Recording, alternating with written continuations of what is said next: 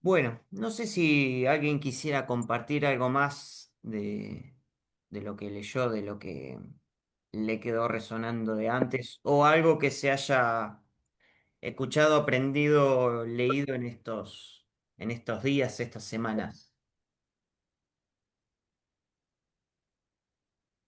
Sí, un poco lo que veníamos hablando, sí, yo fui completando. Y a medida que iba avanzando también en Samuel, Saúl, bueno, Sí. es como lo que hablábamos anteriormente, ¿no? ¿Qué había en esas mentes, ¿no? Que había tanto odio, tanto enfrentamiento, que no podían acordar, que no podían, bueno, y vemos cómo se reproduce en la actualidad. Cuando creemos que el alto el fuego estuvo y de nuevo hay una chispa que vuelve a brotar. ¿Qué pasa por el corazón de esa gente, no? Realmente es preocupante, pero es desde los orígenes, Sí. desde tantos siglos que venimos hablando.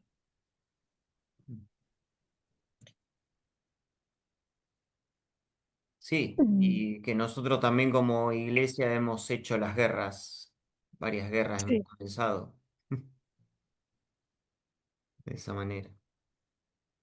En esta línea de lo que dice Pachi, yo es que trato de rezar con los salmos, a veces con más frecuencia, con menos, pero muchas veces en comunidad rezamos los laudes con los salmos o las vísperas con los salmos. Se hacen cuesta arriba ahora, se hacen cuesta arriba los salmos. Se hace cuesta arriba decir que vengan las riquezas de las naciones a Jerusalén. Bendice, Señor, a tu pueblo, que Israel sea causa de bendición, y está siendo causa de maldición muchas veces. claro, Entonces, qué trabajo mental hay que hacer, ¿no? Para poder rezarlos, quitándole todo ese nacionalismo del cual están impregnados, ¿no? Los salmos. Y a mí me vuelve otra vez lo mismo, con esa, creo que alguna vez lo comenté con ustedes. A mí cada vez más me hace ruido el tema del pueblo elegido. Estamos escuchando The Chosen. Y ustedes supongo que la escucharon, no, los elegidos, The Chosen, la serie esta sobre Jesús. Y qué peligro sentirse elegido. Yo soy elegido, vos no. Eso tiene un riesgo, es una trampa mortal, es esa, ¿no? En cuanto vos te sentís elegido por encima de los demás, estás envenenando esa elección, digamos, ¿no? Porque que es auténtico. Dios, yo creo que Dios elige, ¿no? No puedo dejar de creer en eso. Pero es elecciones para el servicio, es elecciones para seguir los pasos de Jesús, seguirlo en su kenosis, ¿no? En su humillación, en el servicio. No es para poner a los demás al servicio de uno. Para hacer sentir elegido a los demás.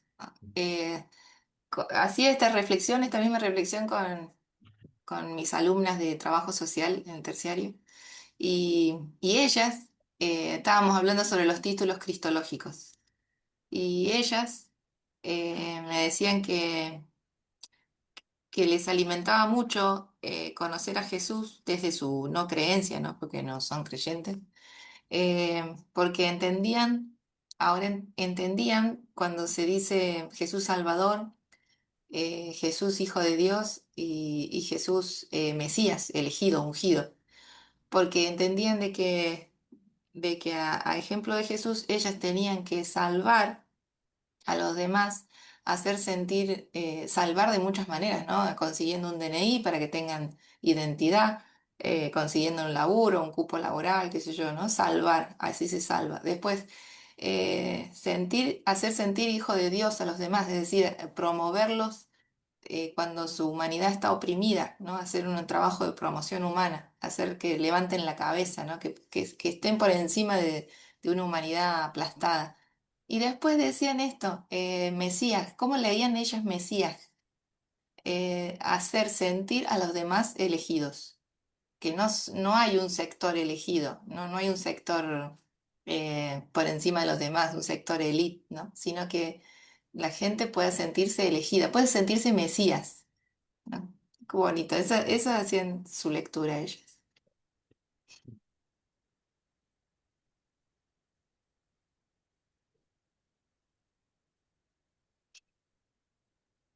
Sí, muchas cosas hay que releer, ¿no? De la Biblia. Mm. Y creo que este espacio nos ayuda un poco a eso, ¿no? Distintas miradas y decir, bueno, ¿cómo se puede entender esto hoy, ¿no? Las lecturas fundamentalistas siempre han hecho mucho daño, mucho daño.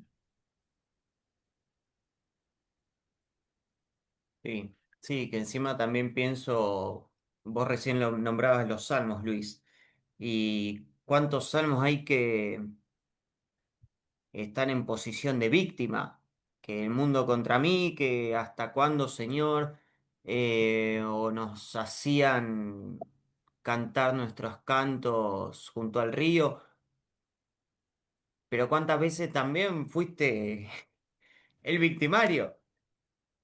¿Cuánta historia tenés escrita donde derramaste tanta sangre? Y eso lo interpretaste como, bueno, Dios nos manda a dominar esta tierra y barremos con... no hay que hacer alianza con nadie, hay que barrer. Porque es la prometida, porque somos el elegido. Uf. eh, Eso es por eso justamente por lo que decís, uno, una lectura que hacen, yo creo, los judíos, un poco literal, si querés, ¿no? mm, Porque en algún momento Dios castiga al pueblo por no haber matado a todos los enemigos. sí. Es una cosa brutal, digamos, ¿no? Ujú, Pero entonces hay que entender que la revelación de Dios es paulatina. Que el Dios de Jesús se va hasta que llega la plenitud de la revelación con Jesús, que lo manifiesta como Padre, Abba, Mamito, Papito, todo eso. Hay todo un camino, ¿no? De revelación más lento en la historia. Si me quedo ahí, que hoy la iglesia creo que está conmocionada, incluso creo que el mismo presidente de Israel ha dicho una palabra. Bombardearon una iglesia católica, son, no tienen nombre lo que están haciendo. Pero yo no me voy a escandalizar ahora si no me escandalicé porque mataron 300, no sé cuántos niños, ¿te cuenta? mm, Que es mucho peor que derrumbar una iglesia. Pero es muy serio, muy serio. Lo que decías vos, Pachi, creo que la inhumanidad que tenemos, ¿no? O cómo no aprendemos. Este pueblo judío sufrió en carne propia desde Egipto hasta Hitler y como que cuando sale a flote se transforma en lo mismo que los oprimieron. sí, sí. ¿No? Nos pone, yo creo, frente al misterio del ser humano, ¿no? Porque de verdad, cuánto dijimos nosotros, después de la pandemia salimos mejores, nos salvamos Sí, juntos y no pasó nada, digamos, sí, Mm, no pasó nada. No diría que es peor, porque en algún caso las secuelas de la pandemia han sido terribles para mucha gente, ¿no? sí.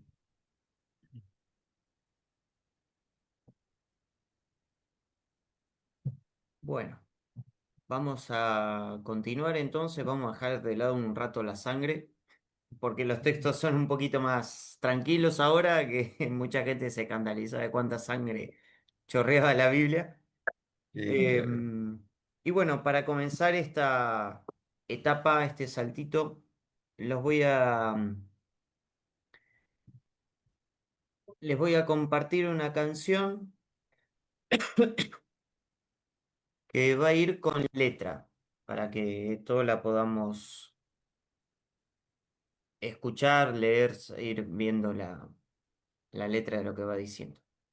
Voy a bajar un poco el volumen porque me parecía que era muy fuerte.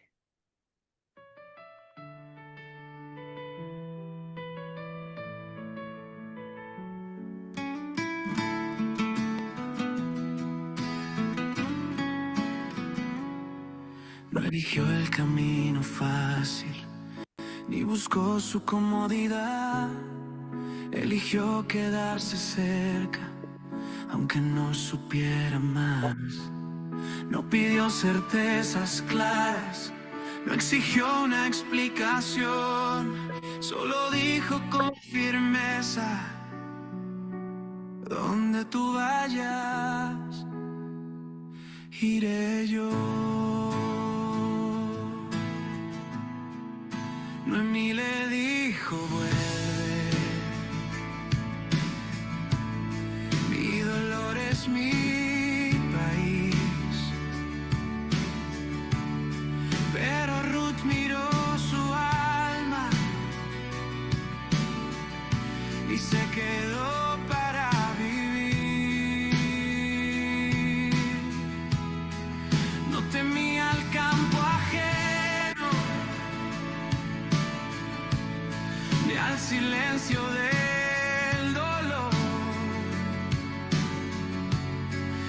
llamaba con los pasos, sin palabras, con honor. Donde tú vayas iré yo, donde tú vivas viviré. Tu Dios será también mi Dios, y hasta el fin te cuidaré.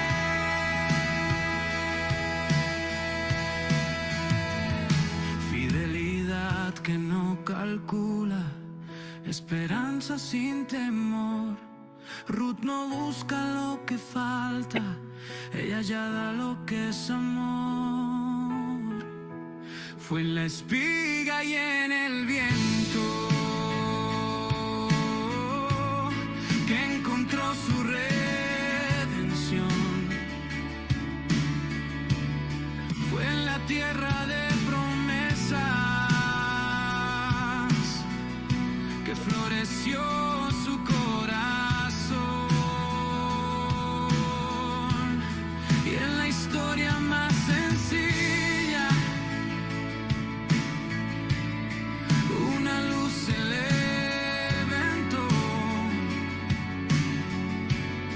de esa fe callada y firme.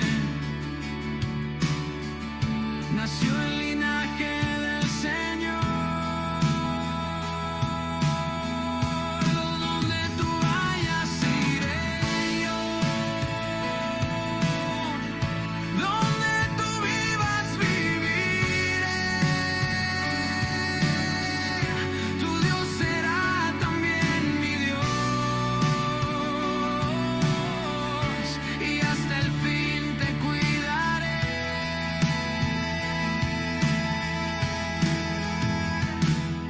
Ruth camina entre los siglos con su humilde decisión, enseñando que el amor es el alma de la acción.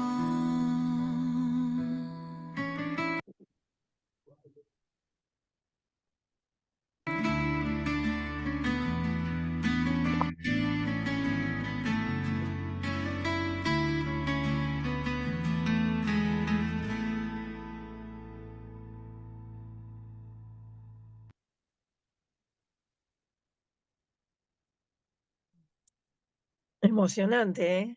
¿Cómo? Emocionante ha sido. Emocionante la fidelidad de las mujeres que siguieron a Jesús, ¿no? Ujú, Realmente. La fidelidad, la contención, esa alma materna. ujú. Sí, y es justamente una de las lecturas que vamos a tener para este mes, eh, Ujú, donde que vamos a leer Ruth y ajá. otras más. Eh, pero bueno, como decíamos, después de tanto esta cerrazón, este nacionalismo que veíamos que cargan los judíos en la Biblia, justamente con Ruth vemos esto, ¿no? Una rotura de de una intención, ¿no? De romper con este nacionalismo. Historia es maravillosa, es una Em, historia maravillosa la de Ruth. Y sí, es verdad, así como otros libros, ¿no? Porque Jonás también es un libro escrito antinacionalismo fanático. Hay en la Biblia testimonio de eso, ¿no? De gente que se levanta contra esta cosa horrible del nacionalismo. sí. Bueno, un poco para introducir en lo que vamos a leer, son 4 libros los que vamos a estar leyendo este mes. Después les voy a decir bien la fecha porque ahora no la tengo cerca, qué momento de agosto era el próximo encuentro. Ujú.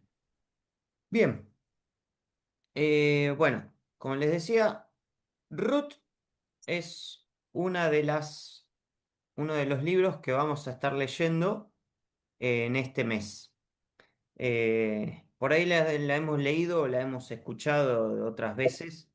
Incluso en el Café Bíblico, en el primer año, me acuerdo que habíamos hecho una lectura eh, en diálogo, en actuación, también reflexiva sobre este texto, que es cortito, son unos 4 capítulos, pero la verdad que la historia de Ruth es muy emocionante para muchos, más que nada también porque realza esto la figura de una mujer y más que nada una mujer que después termina siendo linaje del Señor, como dice la canción, ¿no? Bien, vamos a leer 4 libros este mes, que uno de ellos, perdón, los 4 se consideran, entre otros más, obras didácticas dentro de la Biblia, que son relatos muy parecidos a lo que hacía Jesús. Un relato creado que más que histórico, datos históricos, por más que esté dentro de los libros históricos, es más que nada una enseñanza, deja una enseñanza. Todos los que vamos a leer tienen también esta característica de novela. Em, Vamos a ver que hay 2 personajes importantes, fuertes, que uno de ellos es Noemí, que significa mi dulzura, que es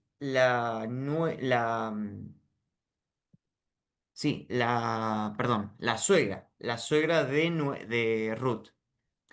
Em, que justamente los nombres juegan un papel importante acá, como en muchos momentos de la Biblia, en muchas partes de la Biblia, en donde Noemí significa mi dulzura.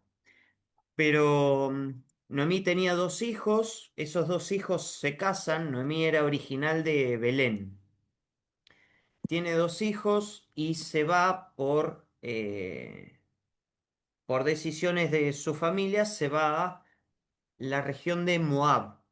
Si recordamos, Moab era enemiga muy fuerte de Israel.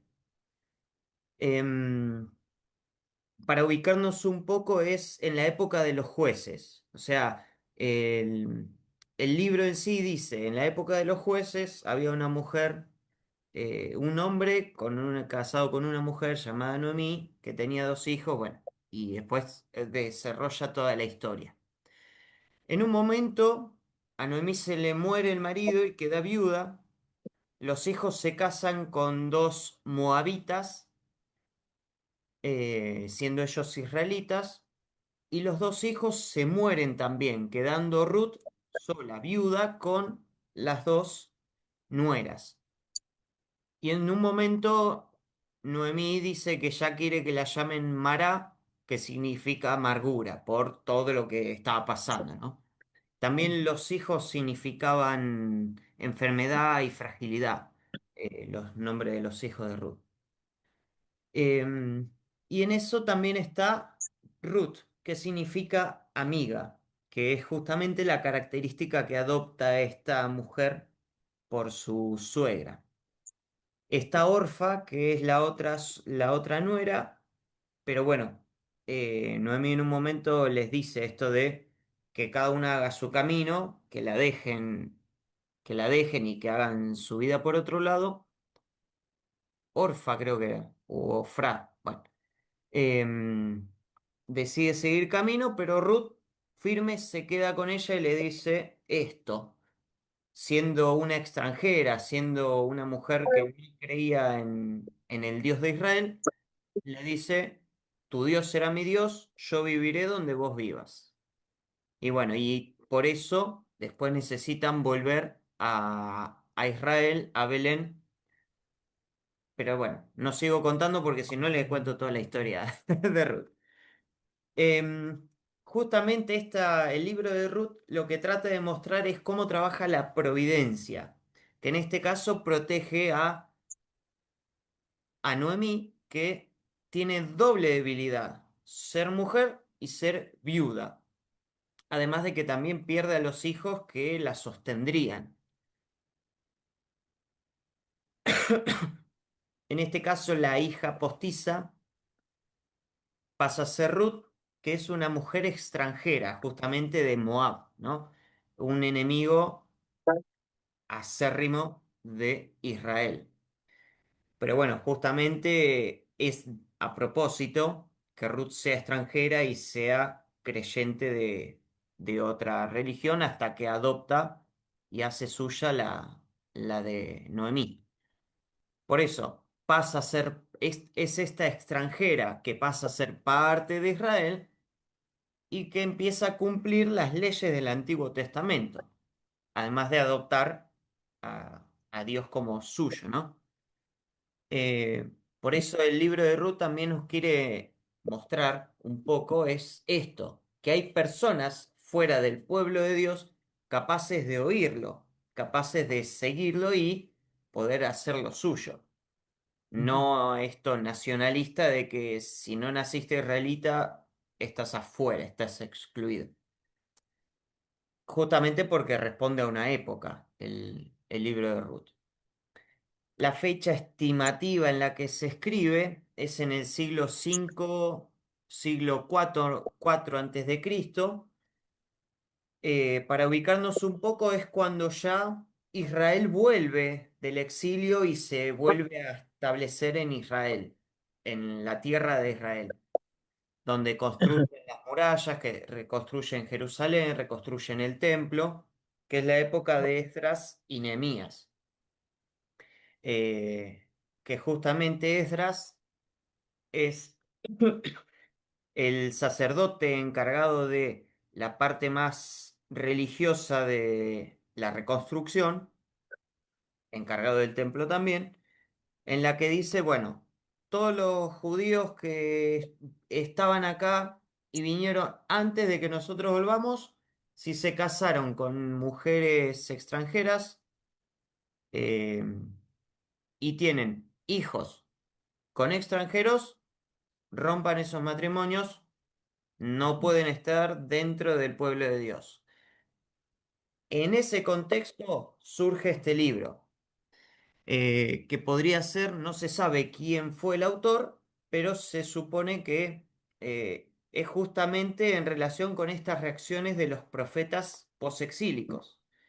En esos encontramos, por ejemplo, Isaías, la parte 3, el tercer Isaías, que, bueno, habla de esta universalidad del Mesías que viene para todo el mundo. eh, y bueno, hay varios más, no me acuerdo si Zacarías era uno de los que nombraban esto de la universalidad. Bien, estos profetas son los que instan a que Israel se abra a los paganos, en contra de esa política exclusivista, nacionalista de Esdras y Nehemías. Por eso el mensaje de Ruth es este.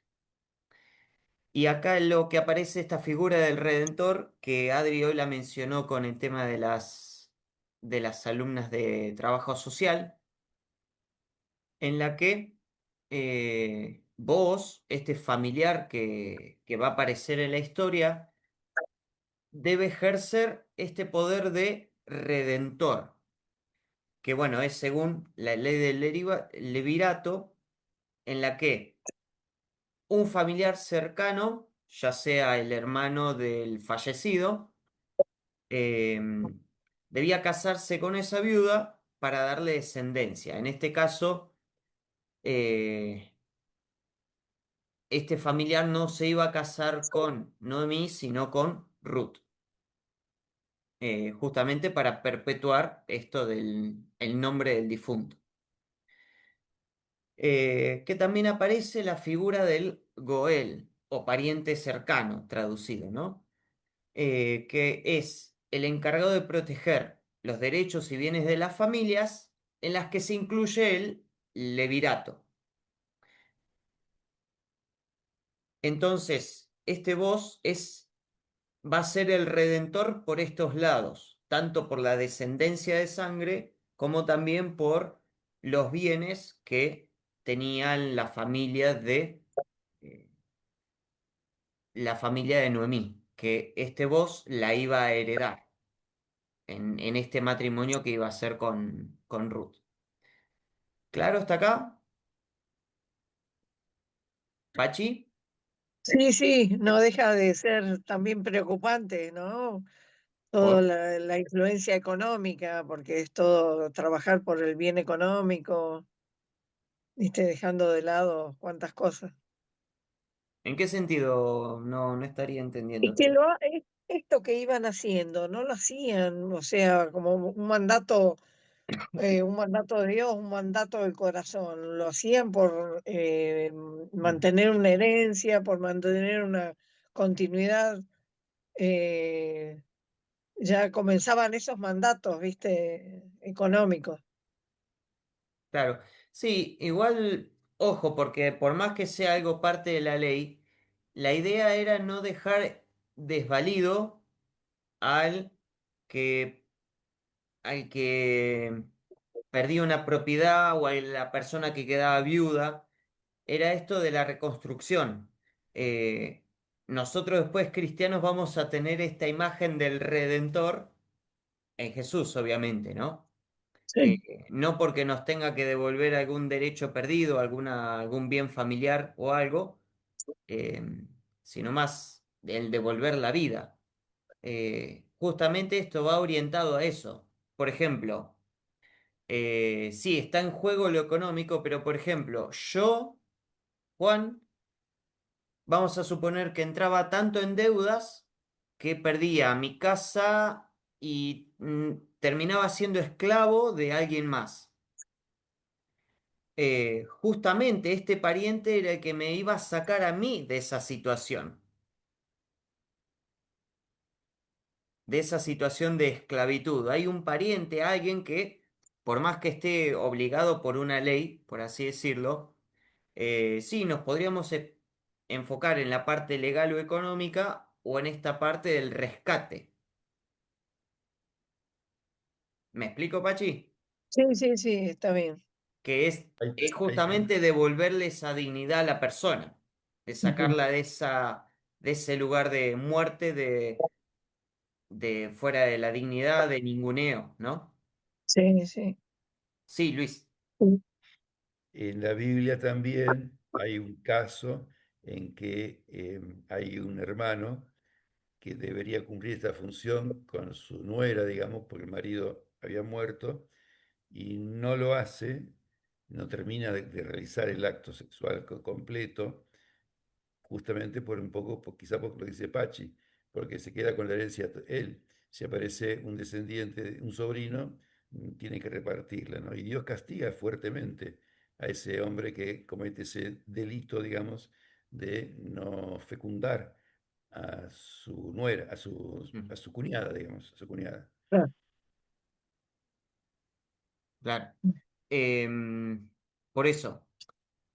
Después sí, a lo mejor el que escribió esto también se habrá enfocado en la parte económica, por así decirlo. Pero yendo un poco más a lo profundo, incluso lo que hace Jesús con nosotros, ¿no? Esto de ser redentor nuestro, es sacarnos, ya ahí podemos ver esta parte más humana, ¿no? De sacar de una situación de opresión, de muerte, de esclavitud, eh, a una persona para darle dignidad, para volverla libre, darle vida.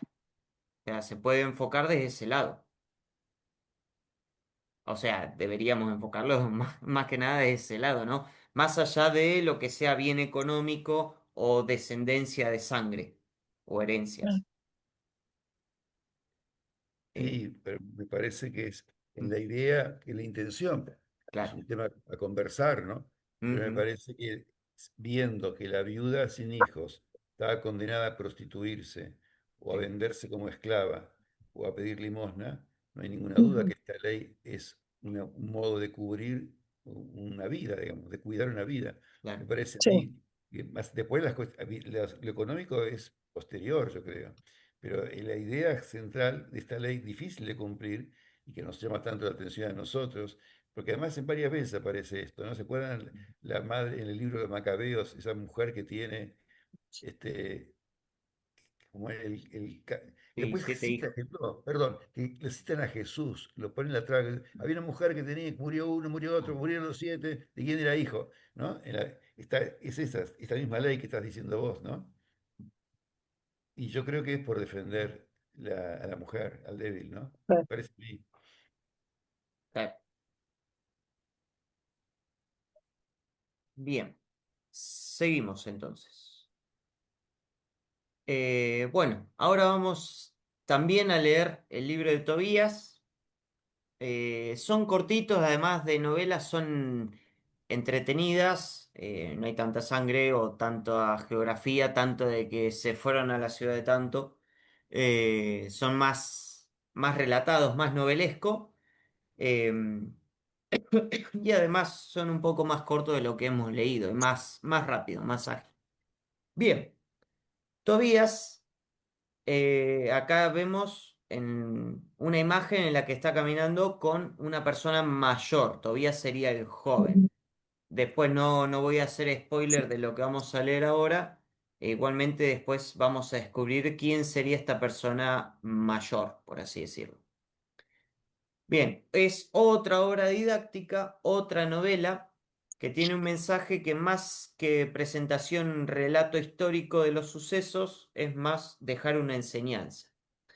Lo que sucede con el libro de Tobías, que eh, nosotros comenzamos a leer, decimos, bueno, es la historia de Tobías, pero nombran a Tobit, Tobit, Tobit, Tobit, un tema de traducciones en la que realmente el libro es el libro de Levit, de Tobit, pero bueno, quedó como Tobías en la traducción. Su autor supuestamente es un israelita de la diáspora de Oriente. La diáspora, recordemos que diáspora significa dispersión.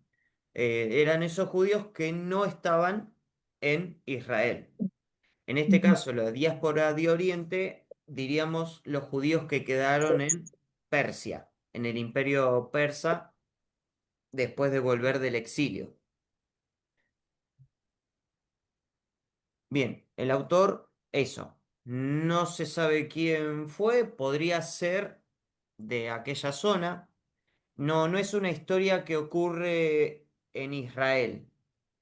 Y se la ubica más o menos en el siglo II antes de Cristo, más o menos en el ciento y algo, ¿no? Estamos hablando de entre el 100 y el 200, del 200 y el 100 antes de Cristo. Como decía, no es histórica porque no sirve para dar datos, sino es para dar una enseñanza. Esto lo podemos ver con algunos ejemplos que les voy a dar ahora. ¿Por qué no es histórica? Que a veces los autores lo hacían a propósito. Por ejemplo, Tobit estuvo presente en la división de los reinos que estamos hablando del 931, ¿no? Cuando Salomón murió, los hijos Jeroboam y Roboam separan Israel en el reino del norte y el reino del sur. Bien, hasta ahí todo bien. Pero después Tobit también estuvo 200 años después en la deportación del reino, de los israelitas del reino del norte a Asiria cuando se destruye Samaria. Y también presenció los sucesos de los últimos años del rey Sennacherib y Azaradón. Y estamos hablando de esa fecha, o sea, si vamos a lo lógico, Tobit o estaría muerto o es una persona de 300 años. Pero bueno, justamente es para que no nos basemos en lo histórico, más que nada en el relato y lo que enseña. Igual Tobías, eh, dicen que está en la destrucción de Nínive, pero bueno, no siendo hijo, pero no es para ubicarlo precisamente en algo histórico. Y en eso, en esta historia, Tobit, junto con Sara, con su mujer, estando deportados, tienen que vivir en medio de un clima hostil en la que tratan de mantenerse fieles a la ley. Tobit vemos que es una persona bien agradable, cuida de sus vecinos, es bien respetada, todo. Por eso vemos que se le da importancia a lo que es la oración, las obras de misericordia y la limosna. además de también se empieza a ver esto del tema de la sepultura de los muertos. Em, y el libro se compone, también tiene varios sucesos cómicos, por así decirlo, que retoma historias de un cuento y de otro que conocía en esa época. Entonces después se relata todo el cuento de Tobías, toda la historia de Tobías, y es, eh, a mi parecer, lo disfruté, fue un poco más de... Tiene cierta gracia, tiene cierta comedia, no tanto para reírse, pero es lindo, tiene pinta de novela.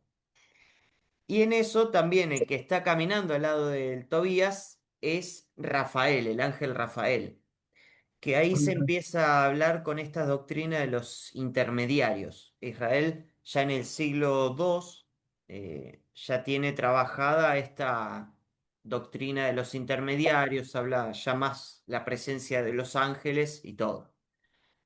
Justamente Rafael se presenta no como el ángel, pero está ahí que participa en los sucesos entre Tobit y su hijo Tobías.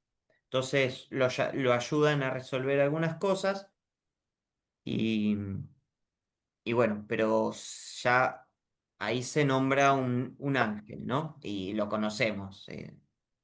Sabemos que Rafael dentro de la angeliología está ahí. eh, Como Miguel, como Gabriel y eso.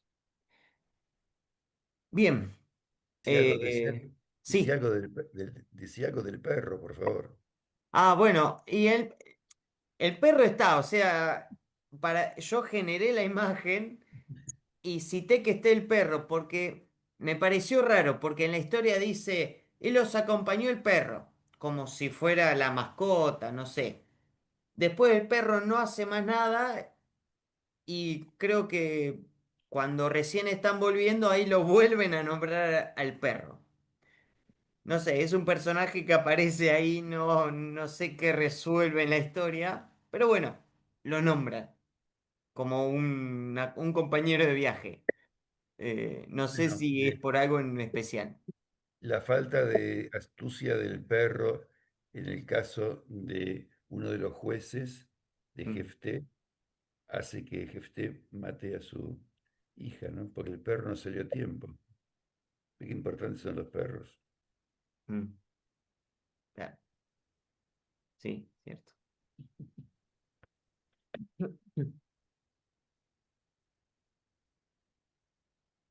Bien, me quedé pensando, por eso ahora los perros salen antes de la casa para recibir al dueño. Claro. Me cayó tarde la ficha, perdón. Bien, sí, perdón, había dicho que no iba a haber sangre, pero bueno, eh, va a Es haber un un poquito de detalle, sangre en esta. un detalle. Un detallecito. Eh, no, es poca, no hay mucha sangre, solamente la de ese pobre tipo en manos de Judith. Eh, bien, Judith va a ser el tercer libro que vamos a leer, también una obra didáctica no histórica para enseñar algo en forma de novela. ¿Por qué no es histórica? En este caso de Judith, porque el autor quiere dejar enseñanzas con respecto a la fe, cómo trabajar la fe, cómo vivir con esa fe. Por eso lo que hace a propósito, por más que nombra personas y da muchos detalles de cosas que suceden, de lugares y todo, abunda en detalles, pero los modifica. ¿Para qué? Para que no se busque en la lógica como si hubiese sido algo real. Lo hace a propósito. Por ejemplo, y nosotros ya que leímos otros libros históricos antes, lo vamos a saber de antemano. Nombra a Nabucodonosor rey de Asiria y Nínive. No, Nabucodonosor era de Babilonia. lo recuerdo. Después, dice que reinaba Nabucodonosor cuando los judíos ya habían regresado de la cautividad y reconstruido el templo. No. Nabucodonosor históricamente fue el que terminó de destruir el reino del sur, conquistó Judá, destruyó Jerusalén, mandó a tirar abajo el templo y fue cuando se los llevó deportados a los judíos. Y no es Nabucodonosor después el que está, o sea, Nabucodonosor muere, pasan algunos reyes más hasta que Ciro de Persia conquista Babilonia y les dice, bueno, vuelvan a sus casas, vuelvan a su tierra y reconstruyan su templo. Entonces, otro detalle, Nabucodonosor no es correcto en esta época. Además de que nombra a Betulia. Betulia es la ciudad donde estaría Judith, inexistente. No, no se lo ubica. Se dice que está cerca de Jerusalén, se dice que es una ciudad arriba de una montaña y todo, pero bueno, no es algo real. Es escrito a mediados del siglo II antes de Cristo, justamente en la época de los macabeos. En el medio de esta rebelión de los macabeos, en la que ellos están luchando en contra del avance del paganismo, en este caso era el, el reino griego, el imperio griego, que los estaba obligando a eh, les invadía el templo, les hacían sacrificios paganos dentro del templo y los obligaba a no profesar su religión. Dentro de eso estaban los macabeos que se rebelaron eh, bi- bélicamente. Entonces, en ese contexto es donde se escribe la historia de Judith para decir, bien, en este momento de hostilidad y de mucha guerra contra nuestra fe, hay que conservar la fe y experimentar la protección de Dios. Además de que tiene tintes apocalípticos, no porque sea literatura apocalíptica, sino porque es semejante. ¿Por qué? Porque todos los pueblos liderados eh, bueno, Nabucodonosor, eh, que junta a todos los pueblos y Nabucodonosor es el enemigo por excelencia, todos están en contra de Israel, ¿no? Y si nosotros vamos al Apocalipsis, es como eso, ¿no? Todos los reinos del mundo, todos los imperios del mundo en contra de los pobres del pueblo elegido. Eh, bueno, un poco lo que estamos hablando hoy, ¿no? Esto de las posiciones a veces en las que se ha parado Israel, tanto víctima como victimario.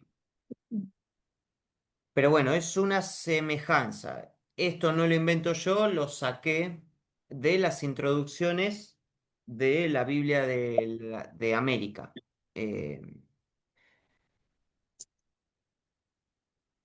y después, en esto también está la contradicción entre la población de Betulia y Judith. Justamente lo que quiere mostrar el autor con esto no es que Dios va a actuar con una superfuerza o algo milagroso, pomposo, como lo esperaba la gente de Betulia, sino que lo hace a través de la fragilidad, la doble fragilidad de la persona de Judith, una viuda, además de una mujer. Entonces, em, fíjense cómo le habrá pegado a los judíos que hasta, bueno, no todos, Judith es parte de uno de los libros de la Biblia. Este no está, este es deuterocanónico, no está para algunas personas. O era Esther, no me acuerdo ahora. Judith era un libro de la Biblia judía, ¿no? Sí, la incluían. Bien, Creo que sí, creo que sí. Sí, sí, yo creo que sí. bien. Por eso no me acuerdo ahora si era deuterocanónico o no. Em, pero bueno, justamente el autor trata de mostrar esto y también cómo Dios actúa desde el silencio y desde la Perdón, fragilidad Juan. humana. Perdón, Juan. Sí, Ratifico en este instante, sí, Judith, con Tobías 1 y 2 de Macabeo, Sabiduría Eclesiástico, Siracides y Baruch, deuterocanónicos. deuterocanónicos. Sí, Bien, señor. bien, entonces sí, hay judíos, al ser un texto no originalmente en hebreo, sino en griego, muchos no lo aceptan, incluso los protestantes no es un libro que incluye. Eh, los cristianos católicos y ortodoxos, algunos ortodoxos sí lo incluyen. Pero bueno, junto con Ruth es uno de los libros en los que está nombrada, o sea, un libro titulado por el nombre de una mujer. No se sabe por quién está escrito tampoco. No, no hay precisión, tampoco muestran, no dejan ver detalles como decir, bueno, fue un sacerdote, fue un escriba. Lo que sí se sabe es, no, no, perdón, incluso no me decía en la introducción y no busqué un poco más para ver sobre el autor. Incluso creo que por ahí se escribió en hebreo, ahora se me están confundiendo las introducciones, pero uno de estos libros se había sido escrito en hebreo, pero bueno, se mantiene el griego original. eh, Incluso también en varios de los libros, San Jerónimo cuando hace la Vulgata es como que no les da mucha importancia y bueno, ustedes alumnos traduzcan ese libro. Eso lo vamos a ver más con el de Stern. Eh, no sé si alguien ahí encontró algo sobre un posible autor. Estoy mirando. Sí, sí. Eso estoy bien. Qué lindo equipo que tengo. Es raro que no le hayas preguntado a la inteligencia artificial. Eh, no me veo.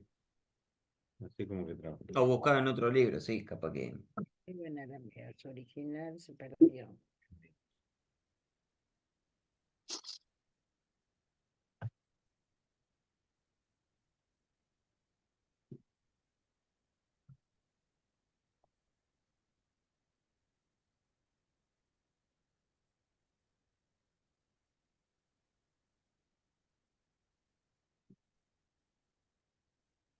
No se especifica.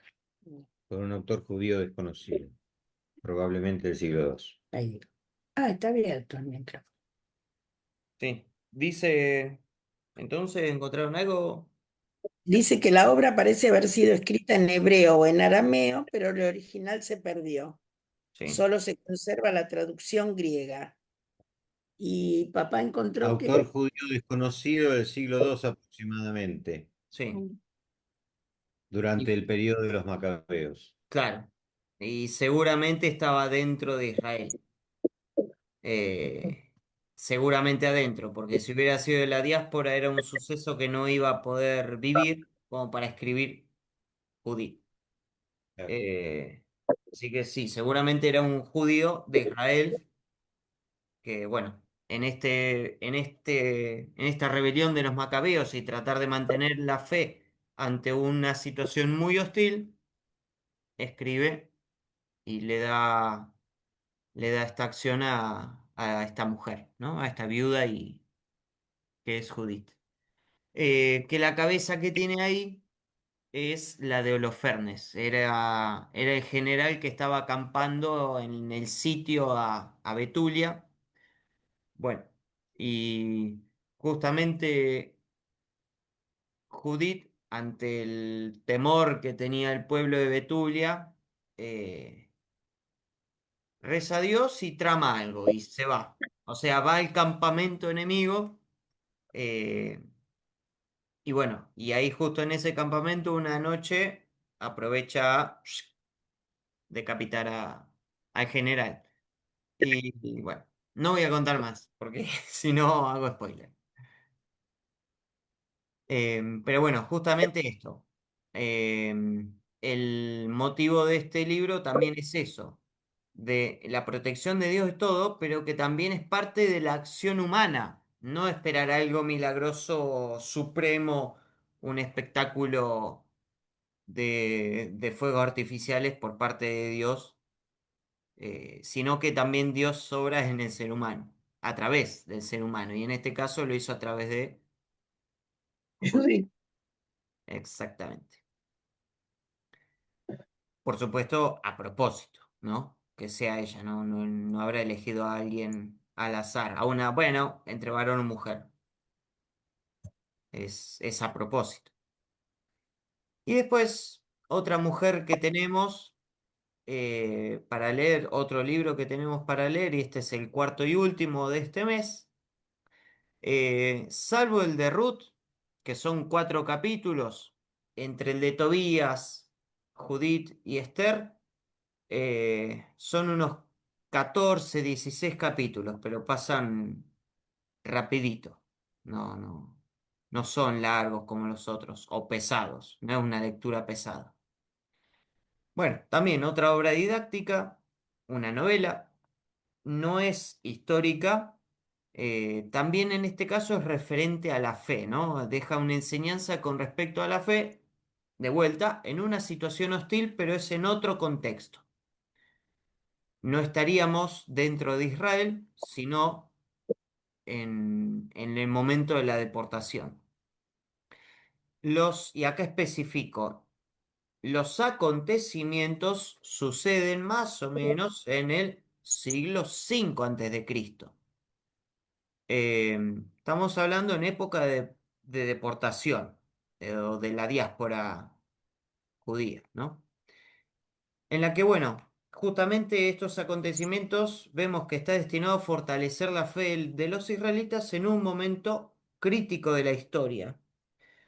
Precisamente son las que tenían los judíos de la diáspora, o sea, los judíos que vivían fuera de Israel, en este caso en el imperio persa,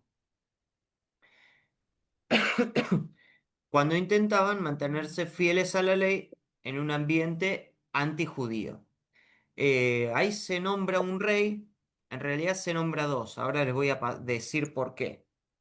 Pero se nombra un rey que justamente es Artajerjes, que si recordamos, Artajerjes es el que había permitido a Nehemías regresar unos años a Jerusalén para reconstruir las murallas de la ciudad. Eh, un poco también para ubicarnos, si alguna vez vieron la película 300 muy sanguinaria, o en la época de las guerras médicas, no porque sean de médicos, sino porque eran de los medos, era esta guerra entre los griegos y los persas, cuando Persia quiso invadir Grecia. Bueno, Artajerjes es uno de ellos en esa época. Por eso, en este 400, en esto de año 400 y algo antes de Cristo es donde históricamente nos ubicaríamos, ¿no? Y donde posiblemente se ubica este suceso.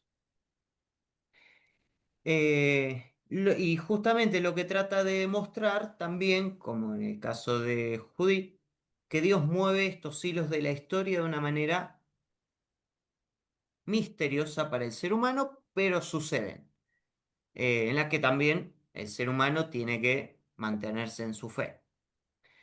La composición, sí, más o menos se ubica en el 300 antes de Cristo, en algún lugar del Imperio Persa. No es en Israel. Imperio Persa es lo que hoy es Afganistán, Irán, Irak. Ocupaba todo ese territorio. Acá vamos a tener dos figuras importantes, aunque el libro recibe el nombre de Esther, pero vamos a también a tener a Mardoqueo, que es como el tío que adopta a Esther, que había quedado huérfana, y bueno, Mardoqueo adopta a Esther y la educa hasta que, por esas razones, Esther termina siendo termina siendo la reina de el rey persa. Y ambos son imágenes del pueblo, de ese judío piadoso que se entrega a Dios en un momento hostil, pero también de buen ciudadano, porque ahí hay una tramoya que se arma en contra de los judíos, que como que no habían respetado una ley que había impuesto el imperio persa, eh, pero bueno, después la situación se revierte. No voy a hacer spoiler de nada. En esta historia es donde también se relata esta festividad del Purim, que es en la que el judío, por esta salvación, justamente Pur en babilonio significa suerte, eh, la suerte porque había salido sorteado un día, justamente el 14 y 15 de lo que sería marzo o abril para nosotros, fue el día sorteado en el que los judíos iban a sufrir un evento, pero por esas obras misteriosas de Dios se revierte la situación, entonces esta suerte se revierte. Bueno, acaba de haber también sangre, un poco, Em, porque además los judíos como que toman represalia. Eh, Personalmente no me gustó leer eso, pero bueno, los judíos se vengan. Em, pero bueno, justamente Purim es esa festividad en la que el judío se regala cosas y más que nada se hacen regalos a los pobres. Em, es como una especie de Navidad nuestra, por así decirlo, si es que nos basamos en la Navidad de intercambio de regalos, no en el nacimiento de algo. Pero bueno, es justamente una salvación que tuvieron. Eh, Como digo, no me gustó porque, bueno, se regalan cosas, nos salvamos todo, pero en esa salvación fuimos atrás de los que nos querían matar. No es muy agradable. Para mí no fue agradable, pero bueno, sucedió. Y es una de las 5 festividades más importantes de los judíos hoy en día. Y este relato se crea como para darle un origen a esa festividad.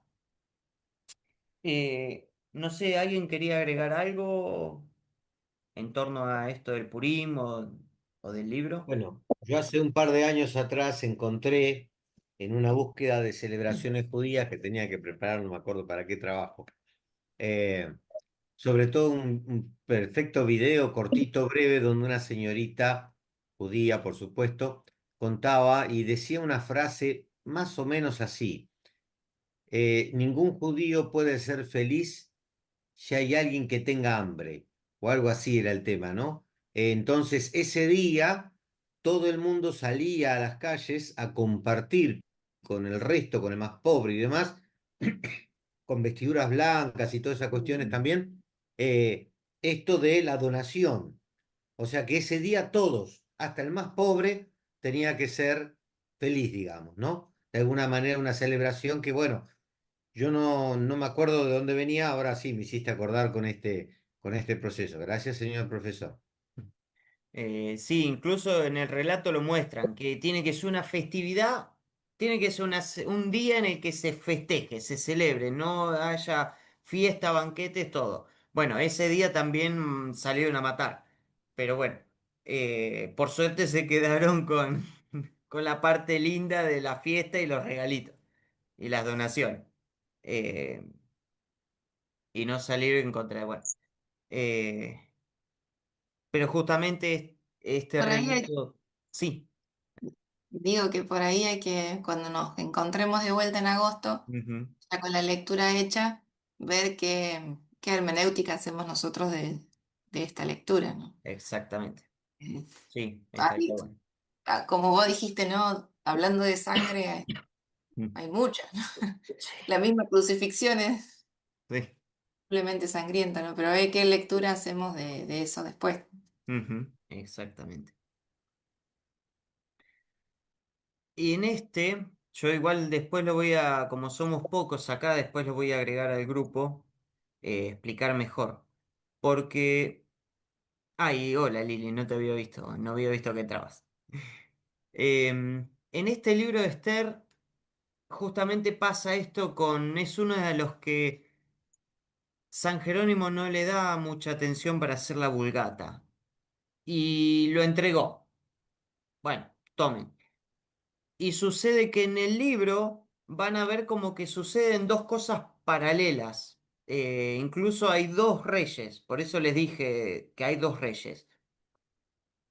No es que son paralelas. Hay partes que son como en común, pero hay otras que se abren. Y por ejemplo van a ver por ejemplo, un capítulo 8a y un 8b. Incluso especifica que, por ejemplo, en mi Biblia, y supongo que en todas las otras, o en las que tengan ustedes, va a mostrar, por ejemplo, de una traducción va a estar la letra normal y de la otra traducción va a estar como en cursiva la letra, para ver una distinción. Eh, en ese caso yo diría, bueno, leer cuando se presenten esos capítulos, leer todo seguidito de un tipo y después repasar al otro seguido, porque incluso eso, a ver, los capítulos están como intercalados. Si van a sus Biblias, lo van a poder ver. Pasa, por ejemplo, en el capítulo 1. Sucede algo que, por ejemplo, hace Mardoqueo con el rey y después se cuenta otra cosa. Entonces, genera confusión y por ahí uno puede ser que no sepa dónde está parado. Pero bueno, es más que nada una indicación. O sea, yo los leí antes, aproveché este mes para hacer esta lectura y bueno, justamente esta es una aclaración. En el capítulo 3 hay una parte 3a y 3b. En el capítulo 4, 5, después salta al 8. Hay, es como para ir teniendo en cuenta a la hora de la lectura. Pero no es algo que te descoloque. Por ahí cambia el nombre de un personaje, pero no es que sucede algo totalmente distinto, es como algo paralelo, un universo paralelo parece. Eh, pero bueno, quiero ahorrarles un poco la confusión.